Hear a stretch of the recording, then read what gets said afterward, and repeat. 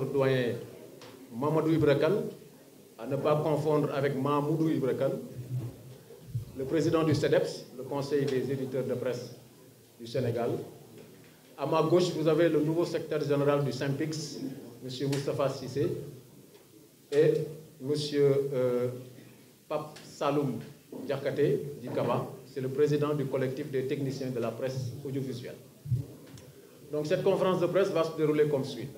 Nous allons d'abord donner la parole au coordonnateur de la CAP, qui va vous lire la déclaration de la coordination des associations de presse en français et en wolof. Après, nous passerons la parole aux collègues qui voudront bien compléter. Et à la suite de cet exercice, nous vous donnerons la parole et on va ouvrir une liste pour ceux qui veulent poser des questions. Donc sans tarder, je vais laisser la place au coordonnateur de la CAP, M. Ibrahim Elissafaye, pour la lecture de la déclaration de la coordination des associations de presse. Monsieur le coordonnateur, vous pouvez venir prendre la place. Merci.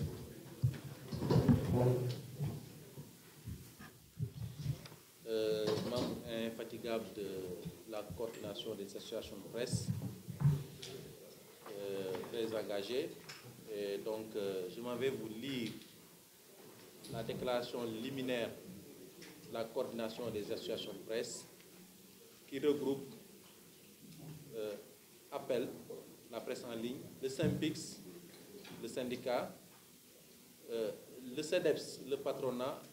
la Convention des jeunes reporters, le CTPAS, le collectif des techniciens,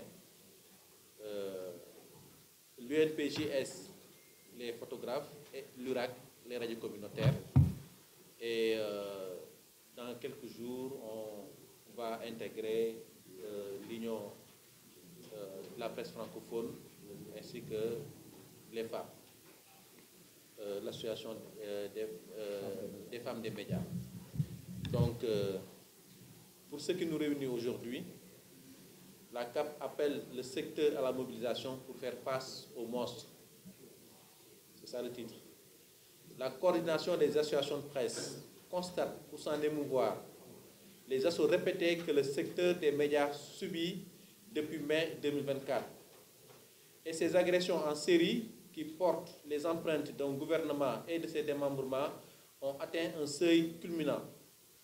En effet, après une asphyxie financière de plus de 10 mois, le ministère de la Communication, des Télécommunications et du Numérique a décidé de passer à la vitesse supérieure, avec à la clé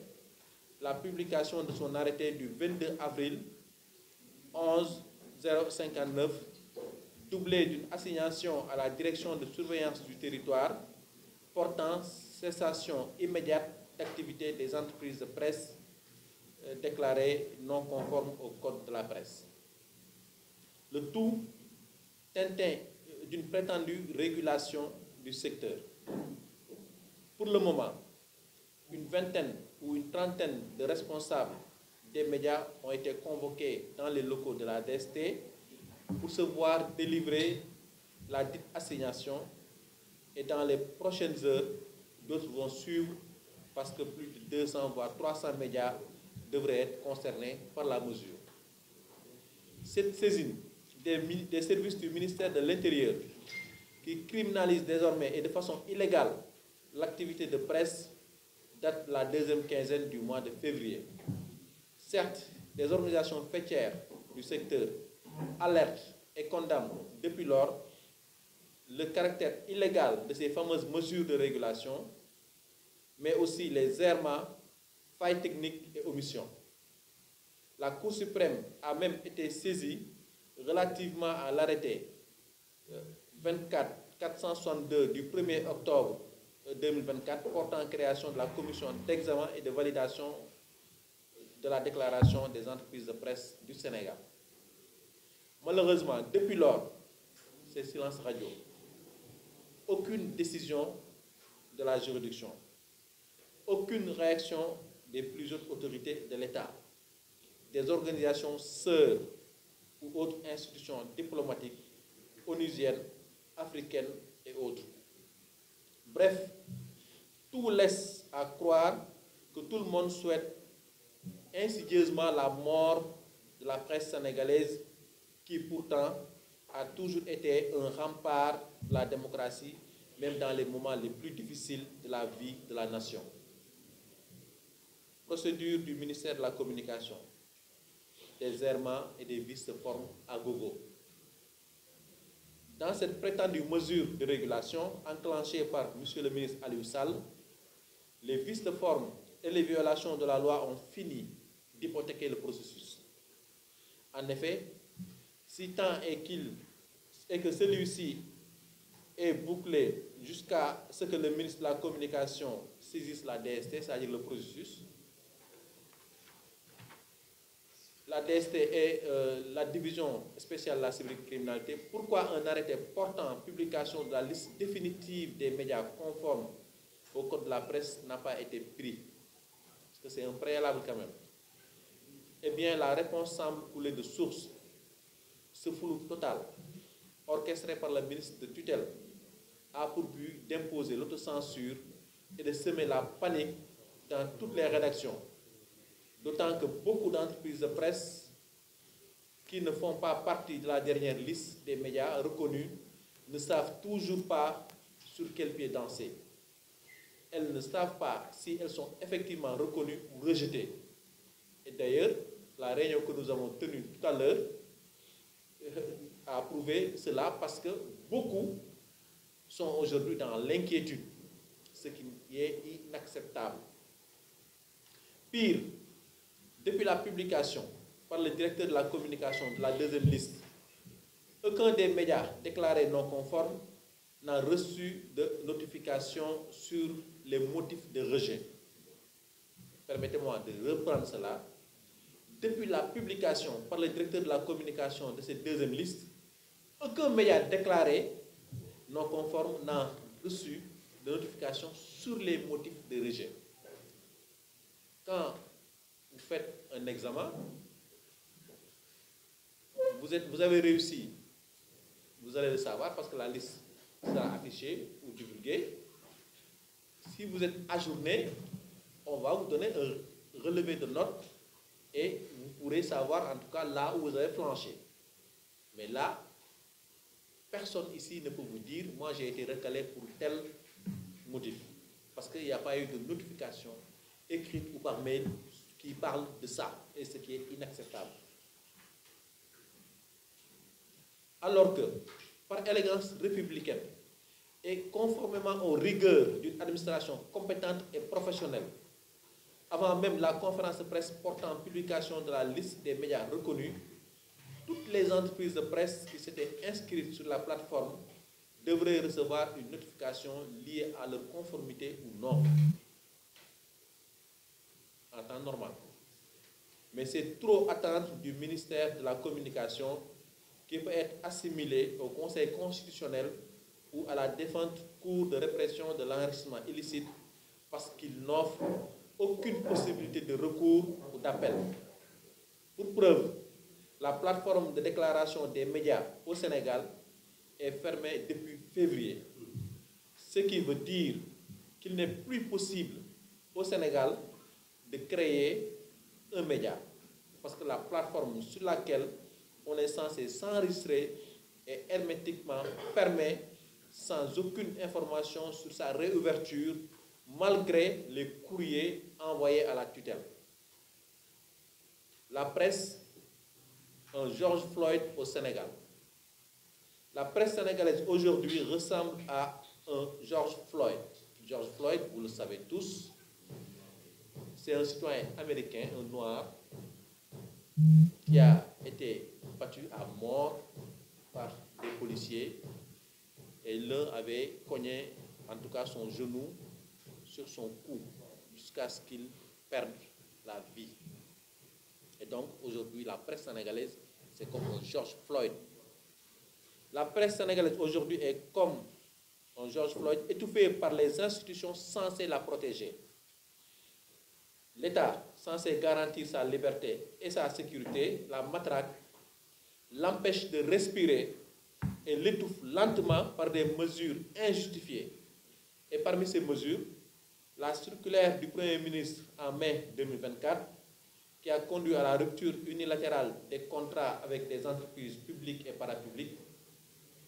Et depuis la nomination du ministre de la Communication Alioune Sall, aucune concertation formelle sur les préoccupations ou conclusions des assises nationales des médias, à part évidemment la réunion de prise de contact du samedi 25 mai 2024. Et au lieu de dialoguer de manière constructive avec le patronat et les autres acteurs du secteur, le ministère se livre à des actions qui semblent plus destinées à fragiliser davantage les médias qu'à les soutenir. En effet, le fonds d'appui et de développement de la presse est bloqué depuis l'arrivée au pouvoir du président Bassirou Diomaye Faye. En conséquence, les missions attendues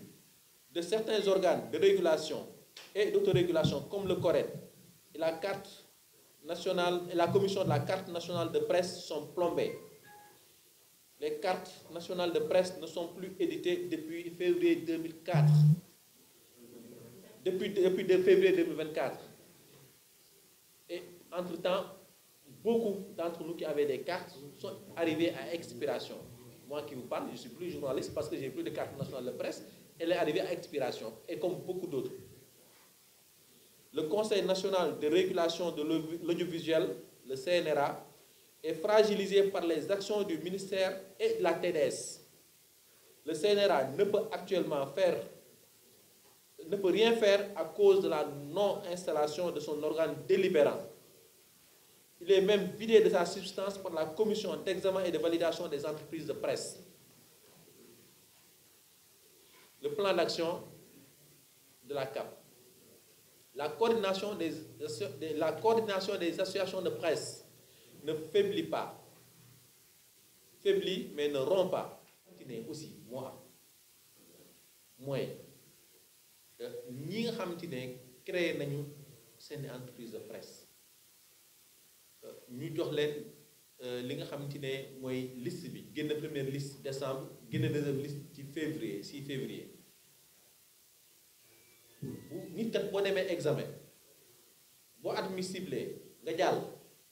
na am liste bu ko jëmbal wala ñu yónnee la message ne la kat yow jàll nga mais ñi nga xam ne jàlluñu mais xanaa ni la jox sa bulletin yow nga xam kat jàll nga ci bi poñ waaye luppe nga ci bële poñ nga xam la nga war a mën a dabu mais tey jii nii entreprise de presse yi ñi nga xam ci ne gisuñu woon seen bopp ci deuxième liste bi ñoom ñëpp ñi ngi ci jaaxle ñi ngi ci guddi ko bés bi tegul ndaxte kat xamuñu naka la ñuy def xamuñu ba xam bokk nañ xamuñu ba xam bokkuñu ndaxte jotuñu notification kenn leeralu leen ne maanaam ñoom kat lii lañu war a dabu wala kat bokkatuñu te pourtant bu ñuy wax administration kese ak rigueur administrative yi ñu xam ci Sénégal administration sénégalaise ministre bi avant moom mu doon saisir ki nga xam ci ne mooy ministère de l'intérieur di ko wax que maanaam mu convoqué yenn entreprise de presse yi pour jox leen assignation ñu arrêté carrément liggéey gi ñuy liggéey mais waroon na génne li nga xam ci ne mooy arrêté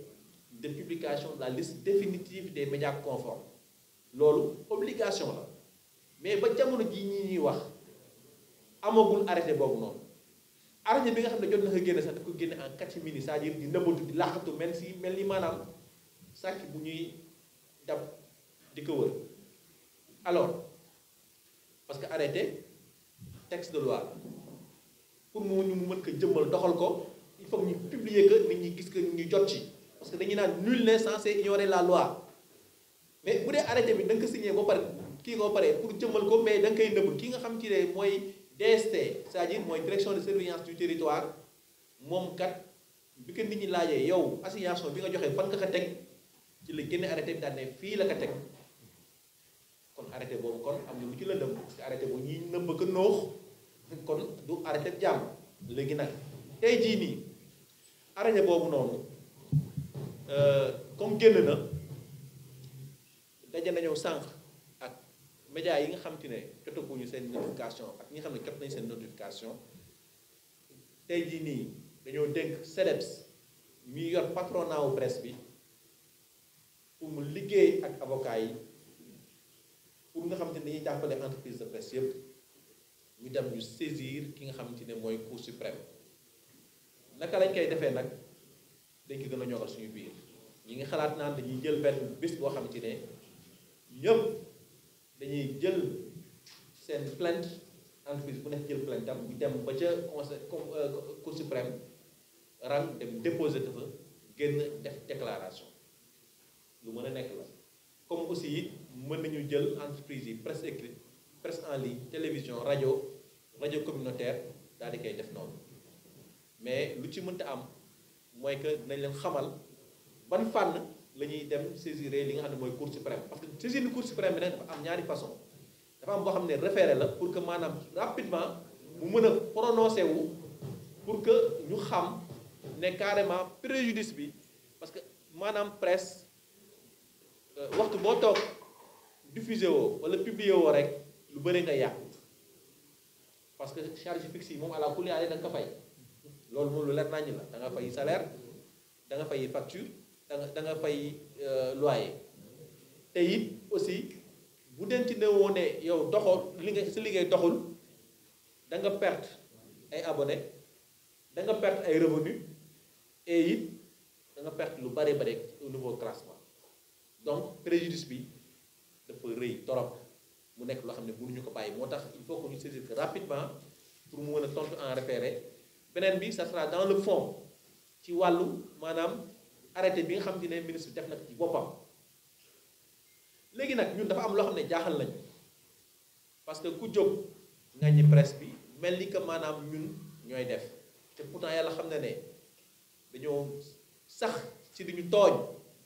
dañoo sax di ñu ngàdd di ñu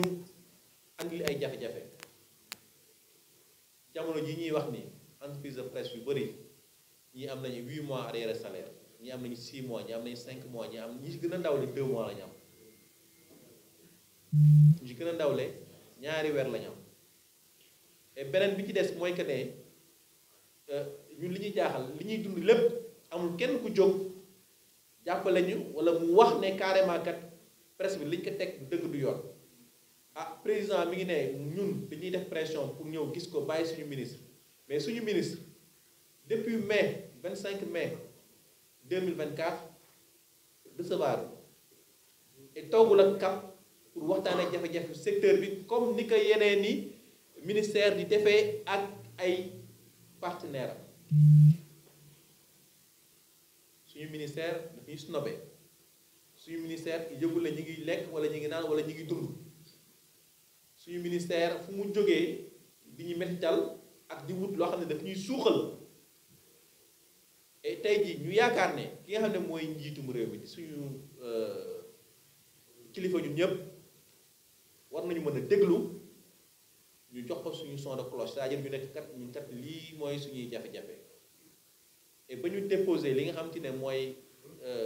conclusion assises nationales yi ba léegi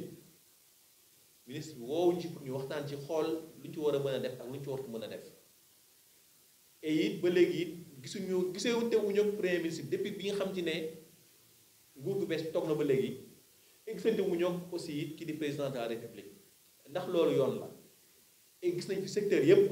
ñi ngi gisee ñi ngi am ay conseil interministériel ñi ngi dajeeg président mais presque moom dajewul sax ak ki nga xam te ne mooy ministre tutelle am et pourtant loolu rek la ñuy xaar ci moom toog waxtaane suñuy jafe-jafe wut ci ay saafara et ñun nag ay acteurs lañu mënuñu ko poñe nekk kat tey kat nañ la gis wala tey dañu recevoir par force moom mii di kilifa bi bu ñu woowoon daje ñëpp nañ xam ne woo nañu daje waaye kilifa boo xam te ne da la ne carrément moom du la recevoir boo bindee du la tontu boo ko wooyee du la wuyu ah léegi lan lañ bëgg ñu def